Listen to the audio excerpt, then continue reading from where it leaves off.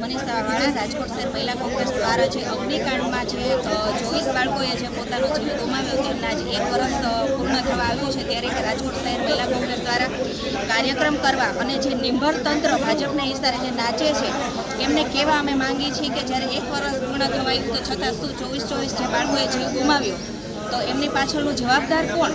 જે બાળકો ગયા છે કે જે લોકો ગયા છે કે જે એમાં નોકરી કરતા હતા ગયા છે જે નાના માણસો છે એ ગયા છે આજે એમના પરિવારને પોતાને ખોટ છે પણ તંત્રને કે ભાજપ સરકારને ક્યાંય પણ ખોટ નથી. તો આજે 1 વર્ષ પૂર્ણ થવા આવ્યું છતાં એમને ન્યાય કેમ નહીં?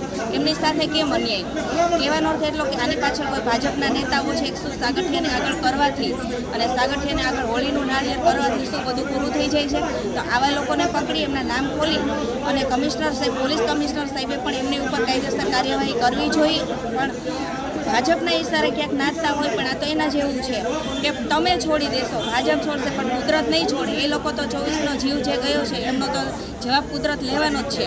પણ કહેવાનો તમારા કોંગ્રેસ દ્વારા એટલી માંગ છે કે 4 જણા આજે 1 વર્ષમાં જો છોડી દીધા છે જામીન ઉપર તો આવા લોકો છૂટવા શું કામે જોઈએ? જો આવા જ કાંડો કારણ કે તંત્ર અને ભાજપની બેદરકારીના કારણે જો આવા કાંડો બનતા રહેશે તો ભોગ તો પબ્લિક જ બને છે. તો આવા ઉપર કાયદેસર ખરેખર ભાજપ સાચી હોય તો કાયદેસરના ઉપર કડક કાર્યવાહી થાય અને 24ને ન્યાય મળે એવી અમારી માંગ છે.